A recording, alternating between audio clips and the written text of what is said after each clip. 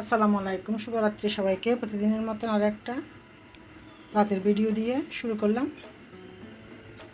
ভাত বসাইলাম আর ডাল ফুটতে দিলাম।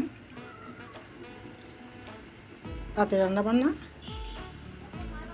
দুপুরের কিছু রান্না আছে, মুরগির মাংস আর শাক ভাজা আছে অল্প। এই তো রাতের রান্না।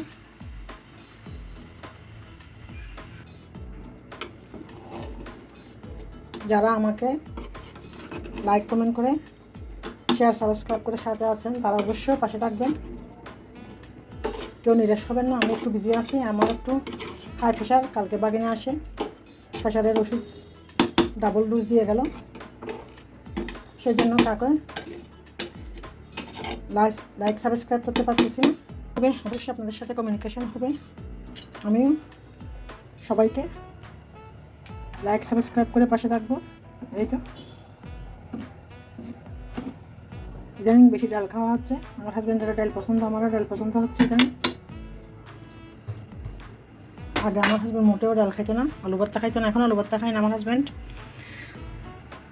ইউনিভার্সিটিতে থাকতে নাকি অনেক ডাল আলু ভর্তা খাইছে, সেই জন্য আলু ভর্তা টোটালি খায় না, তারপরে একটু ডাল খায়। এই তো রাতে রান্না করে নিচ্ছি, ভাতগুলো ডেকে দিব।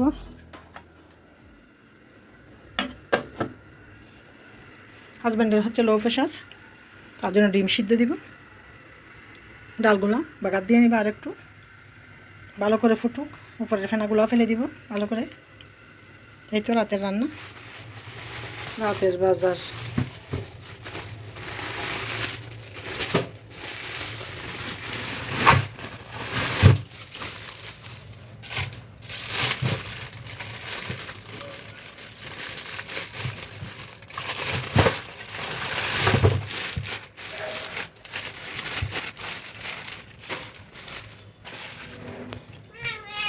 মা কাতাল মাছ দাও, তোমাদের জন্য চিকেন সিদ্ধ দিই।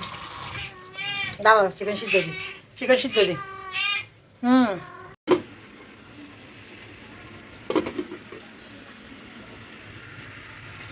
আসো তোমাদেরকে খাওয়াই দিই।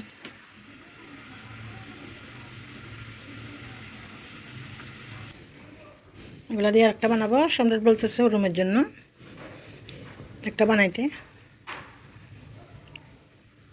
দেখি আজকের দিনের ভিতর পারি কিনা এটা বানিয়ে নিতে। আরও একটা বানিয়ে নিলাম। এটা এভাবে 4-5টা গেঞ্জিতে 2টা হয়েছে।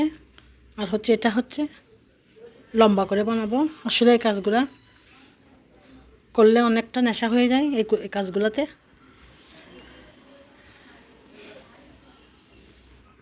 এটাও লম্বা করে আর অনেকগুলা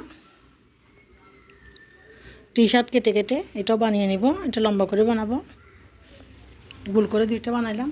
4-5টা গেঞ্জি দিয়ে প্রায় 3টা হয়ে যাচ্ছে। আরও অনেকগুলো কাটা কাপড় আছে, গেঞ্জি বানিয়ে নিচ্ছি।